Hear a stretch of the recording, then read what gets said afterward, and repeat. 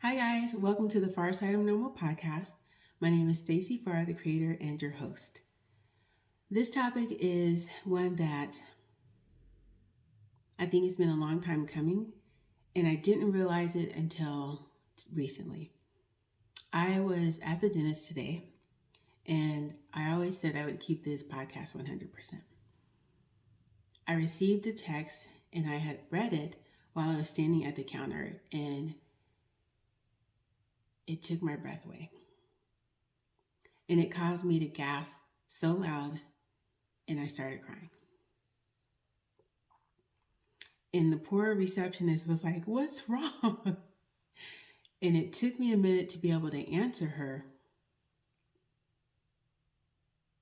because I had chills and not in a good way. This episode is going to be on grief and mental health. With everything going on right now, there's wars everywhere, there's rumors of war, there's recession, there's inflation, there's challenges, there's a lot. It's a lot right now. COVID's coming back. I'm still fighting COVID. I want to talk about grief. The email that I received that literally brought me to tears was from a dear friend. And I won't tell you what it was because it's not mine to tell, but let's just say her life will never be the same. And it threw me back in time to when I lost my brother. I always said I would keep it 100% on this podcast, and here's me being real. My brother was murdered. He was generous like my sister and my family and my mom taught us to be. We would give the shirt off our back. He picked up a stranger that needed a ride. That turned out to be someone that had recently gotten out of jail. They murdered him, tortured him like they did Emmett Till, and then dumped his body and stole his car and his card where he had just gotten paid with. I remember getting the call like it was yesterday. And it takes the wind out of your sails. It's interesting because what I've learned since then is that America doesn't know how to grieve. We don't make room. We don't make time. We don't make space for people that are grieving. We don't know how to handle it. We don't know how to cope with it, so we bury it. We dismiss it. We rush past it. We're going to talk about grief and mental health this podcast. Getting that text threw me back to getting the phone call from my mom about my brother. And I don't know if you're like me, but I am one of those people that I shut it out and I go into get it done mode. I remember when I received the call, I thought, shoot. And the first thing I thought was, this is the dumbest thing that's ever happened. Don't know why, but that's what came to my mind, that this is the dumbest thing that's ever happened. The second thought was, I have to call this laundry list of people. And the third thing was, well, I won't be going to work tomorrow. All in succession. Hung up with my mom, called my sister. She was just in shambles. Talked to her for a few minutes, and then I hung up and started calling my friends. Hey, Jeanette, put Ryan on the phone. Ryan, this is what happened. Tell Jeanette. Next. Hey, Tiffany, put Bo on the phone. Bo, this is what happened. Tell Tiffany. Next. Hey, down the list I went. I called my boss in my work. I'm not coming in tomorrow. This is what happened. Just wanted to let you know. And I remember calling one of my dear friends at the time. And it's not funny, but it is. He was at work, and I knew how long it took for him to get from his job to my house. It's about 30 minutes or so. And so, hey, love, this is what happened. Can you tell your wife? Blah, blah. He's like, I'll be right over. No, I'm not telling you this so that you come over. I'm telling you so that you can tell your wife. I got to go. I'm coming over. We're not having this argument. He's like, you're right. Click. Did that ninja just hang up on me? He hung up on me. And about 15 or 20 minutes later, I had to let him in because we lived in a gated community. And he came to the door. And when I am at odds and I don't know what to do, I have to move. So I went about making tea. He walked in the door. He never said a word. I'm making tea. I'm getting cups down. I'm getting cream. I'm getting sugar. I'm getting lemons. I'm getting honey. I'm explaining to him all I know. And he just leans on the opposite end of the counter in the kitchen. I set the timer after I let the tea steep. And I turned around and I finally stood still and stopped talking for a second. And he looked at me and he opened his arms and I walked into him and just melted down. And that lasted for 2 minutes. And then the timer went off. I bunned it all up and said, oh, look, the tea is done. And then we cowboyed up. He stayed for a little bit. We drank tea. I remember he prayed and then he left. And I got down on my knees and I thanked God. And I apologized. And I said, amen. And I say all this because death is the beginning. And I don't think we realize when you lose someone that's been in your world your entire life, death and their funeral is just the beginning of the grieving process. And over the weeks or months or years or decades that follow, it's a lifelong process.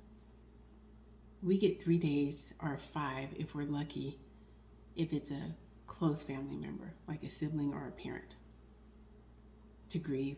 And then we have to return to our regularly scheduled programs.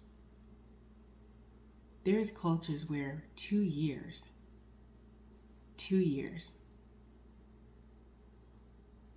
they don't work. They don't do, they just be, and they process and they grieve. They're in mourning. I love reading some of the most beautiful things in the Bible about how a whole community grieved. A whole nation grieved. We get 3 days, maybe. I remember a friend and I, because her dad had died, probably a few months after my brother did, or maybe a few weeks, I can't remember. But we decided to go together to this grief recovery group that our church had. And I was like, okay, if you go, I'll go. She's like, let's do this thing. And we went. One of the things they told us to do is write a letter to the person that had passed away, expressing whatever we were feeling at the time. Whether we were mad that we didn't get to say goodbye or excited that they finally get rest from their pain or suffering, whatever it was, there was no right or wrong, just write the letter. And we both thought, I don't know how we're going to be able to do this. And she thought, we need some liquid courage. I don't really drink, but I said, let's do this thing. We had a drink as we sat on my floor across from each other with our coffee table and started writing. That was probably one of the hardest things I've ever had to do. And I remember thinking, this sucks so bad. But it was also dumping rocks and the weight of it. When my mom called me and told me my brother had passed away, my first reaction was, no, he didn't. I just talked to him literally 4 days ago. I had told my brother how proud of him I was, that because we're ghetto, his gift was in the mail and it was going to be late because it was after Christmas and we're so dusty, but whatever. And that he could expect it in the mail. 4 days later, and he was gone. You don't think when you have a conversation with someone that that'll be the last conversation you had. God was gracious. Our conversation was good. What if you'd had an argument? What if you'd had a disagreement? What if you had a knockdown, drag-out fight? Writing that letter was cathartic. But that was only the beginning. I learned in that class that there are stages to grief. And that in one day, you could experience them all. I don't remember all of them, but I remember rage. Basically being inconsolable and just weeping. Being sad. And I can't remember the other ones. And that grief will sneak up on you at random times. Over the years, it's funny because it's true. The first few weeks, I just kind of went around in a bubble because I got back from the funeral and the bottom fell out. Not that one bottom had already fell out. There was more, but wait, there's more. I got told that our company was closing and if I would stay for the next 2 weeks, I would get a severance package plus unemployment. Say less. To this day, do not ask me what I did, how I did it, and what happened. But apparently I made all my sales goals and exceeded them. It was brilliant and a good time was had by all. The company closed down, I went in peace, and I had 7.5 months to have a moment and wrestle with this thing called grief. I have to tell you a funny story. It wasn't funny at the time, but every time I think about it, I think, oh, God love us. When I called my boss and I told her that, I didn't give them any room for, oh no. I was like, I just need to let you know, I got to call the people, click. Probably a good hour and a half later because I had gotten off and we closed at 9. So by about 9:30, 10:30, I get this pounding on the door. I don't even know how they got in. They probably charmed somebody. Anyways, I opened the door. It's my boss and my co-manager. Oh my God, Stacey, we're so sorry. And we brought alcohol and we can get you drugs if you want it. Because at the time, my boss's boyfriend was a drug dealer. You can get anything you want and you can get coke or crack or heroin. Just let us know and it'll be free. And we're so sorry. And they brought me a card and alcohol. And I was like, I think I'm good, but thank you. And I appreciate it. If you need anything, just let us know. I'll have him on speed dial and he'll bring it up. It'll totally be free. I was like, thank you. It's not funny. It's not. But it is because I think that's how the world copes. You numb it with alcohol or drugs that are illegal or whatever. I am so grateful that I know Jesus because I was able to fall on my feet and on my knees, and wrestle and pour it out to God. But that's how the world copes. And you cowboy up or you stuff it, you drink it away or you drug it away. And it honestly touched me because it's so ridiculous, but it was so heartfelt and endearing. And I thought, wow, amen. Every time I think about that, I laugh. I know it's not funny, but it is. That was their reaction. And it was the sweetest thing, even though it was misguided. There would be days when all I could do was sit in the closet and weep. And I couldn't catch a breath. There would be other days where I wanted to break every single piece of glass in my house. And the only reason I didn't do it is because I'd have to clean that junk up. And I was too underfunded to replace it all. Several years ago, there was all this rage, no pun intended, and they had these rage rooms where you could pay money and go and choose your weapon of choice, so to speak, and then destroy stuff.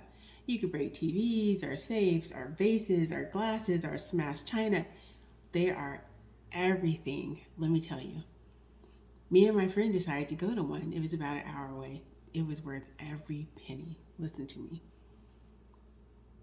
Sometimes you have to get it out. It's that better out than in. There's going to be days where you just want to burn the place down with people in it. There would be days that I couldn't understand how the sun was still shining, birds were still chirping, and people were carrying on with their regularly scheduled program. Don't you know the world is missing one less light? What is wrong with you people? Other days I was perfectly fine. I have conversations with my brother all the time. I'm like, D, can you tell Jesus to get his people because they're doing too much? He's been gone for a little bit over a dozen years. It seems like it was yesterday.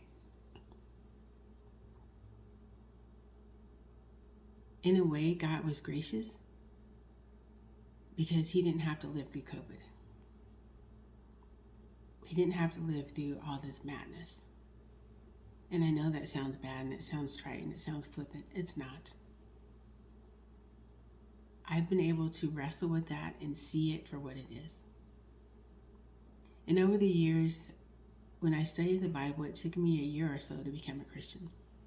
I'm one of those people that my word is my bond, and that's all I have. And I remember telling God, I will follow you till the end of the earth. But you have to save my family. My brother had gotten baptized the day before I did. I know where he's at. My sister and I, in the hospital, got to watch my mom reach for heaven, literally. I know where she's at.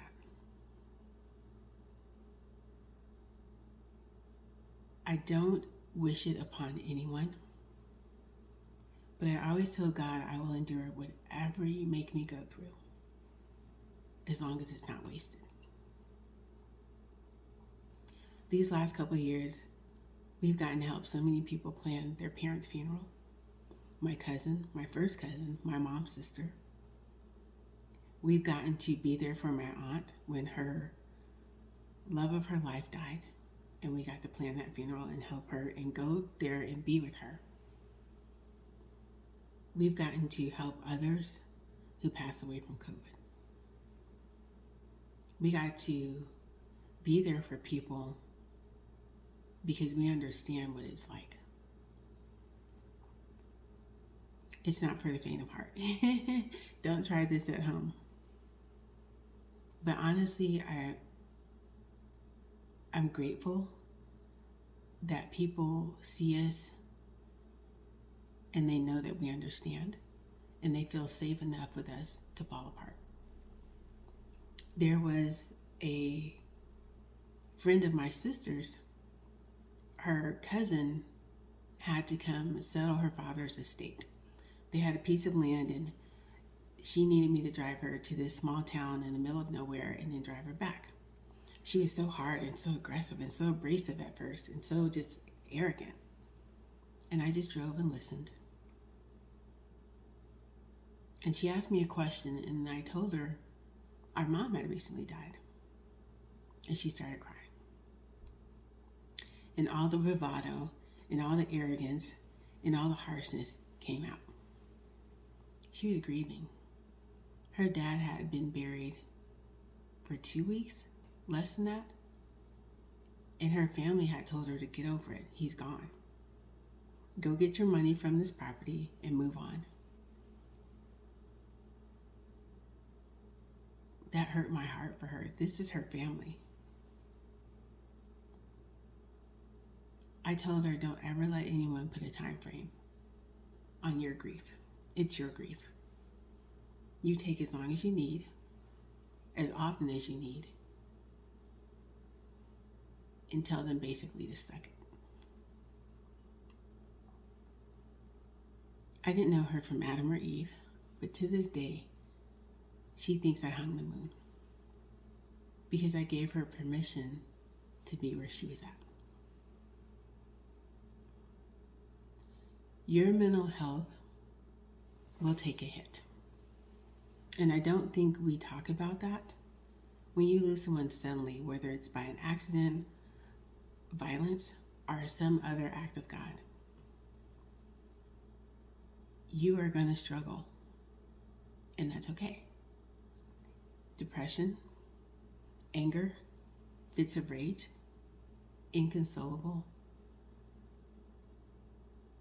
weeping where you can't breathe, sorrow that knows no end, days when you don't want to live. And that's okay. You'll learn how to, but my suggestion is to not 1, step it, 2, put a time limit on it, or 3, downplay how you're feeling or what you're feeling. Feel how you feel what you feel for as long as you feel it. My hope and my prayer is that you would get help, though. That grief class was brilliant. Writing the letter was great. I see a counselor every 2 weeks. That has been a lifeline. You're going to need support. If your family's not that support, let it be your friends. If your friends are not that support, let it be a professional. Take the time that you need, however long that is. And the thing people don't tell you, but from my experience happens, every once in a while, and I think that's why I'm so amazed by the human body and the brain. Your mind will trick you into forgetting. And it's probably a coping mechanism or something that's compassion. I don't know. And then there'll be times where it'll sneak up on you. You're minding your own business. You're doing life. You're fine. You'll hear a song that reminds you of that person, and you'll just start weeping. One day I was at the store. Dang, this is hard. And I saw this kid go by, and I thought, D. And I was so excited until my brain caught up with Stacy. That can't be him. He's gone. Man, that was a day. That took the wind out of my sails. Days like that suck. But I'm still grateful for them. There'll be days where you get panicky because you think, I'm forgetting them. I'm forgetting how they sound. I'm forgetting what they smell like. I'm forgetting what they look like.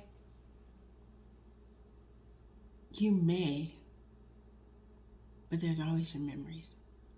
I love looking at pictures and going back and reminiscing. Me and my sister will laugh. If we see something ridiculous, I'll be like, that's your people. She's like, I'm like, Like, remember when that's D doing X, Y, or Z. Talk to them out loud.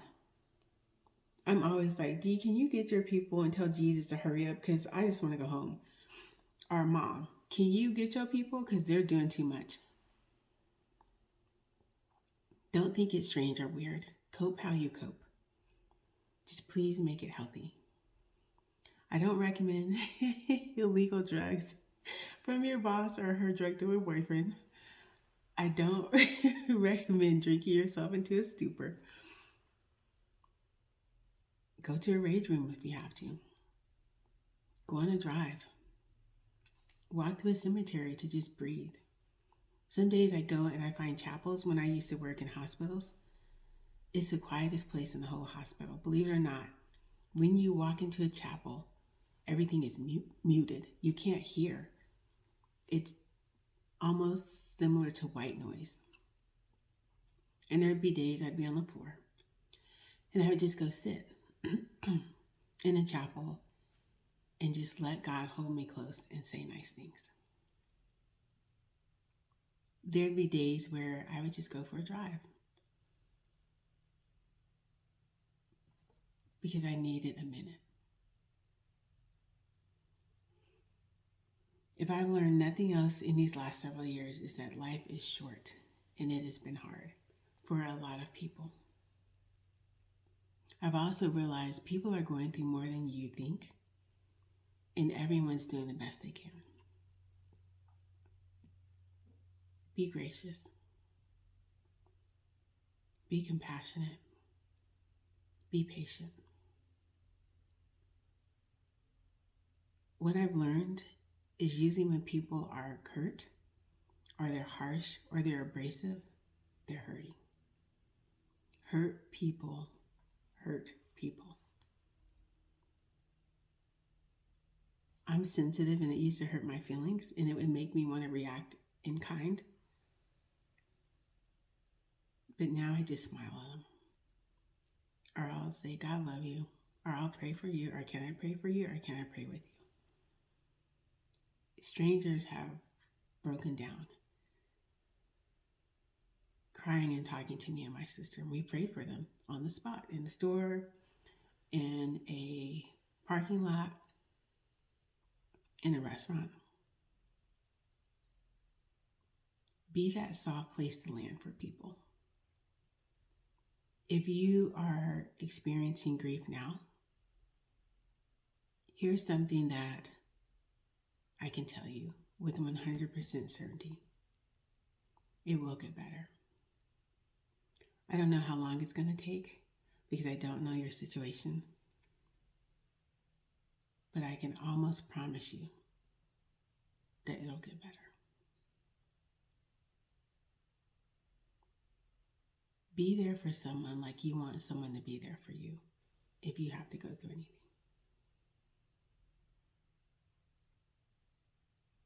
Get professional help if you need it, if you don't have the support. There are crisis lines that are free. I know that companies have counseling. Sometimes there's a set number of times you can go for free. Reach out and find the resources if you don't have them naturally as you should. And there's no shame in it. Don't be ashamed of wrestling and struggling. It's what makes us human. I'd be concerned if you didn't have any feelings. Then I'd be like, oh, Houston, we have a problem. It's okay. You're okay. It's going to be okay. Grief is not to be avoided. It's not to be rushed past. It's not to be brushed off. I think some of the healthiest societies in the world not only understand grief, they embrace it, and they allow it to be what it is. It's a growth opportunity. It's a deepening opportunity. It has the ability to make you more human. Dare say nope, too soon. It makes you hopefully not bitter, but better. I know it's taught me more compassion and patience and grace. It's taught me so much more empathy. It's one thing to sympathize with people, but empathy. I've sat and cried with people. And it makes you better. I don't wish it on anyone. I'm not being trite or flippant. But I do want us, especially as a society in America, to understand that grief is not something that we can rush. It's not something that we can put a time frame on.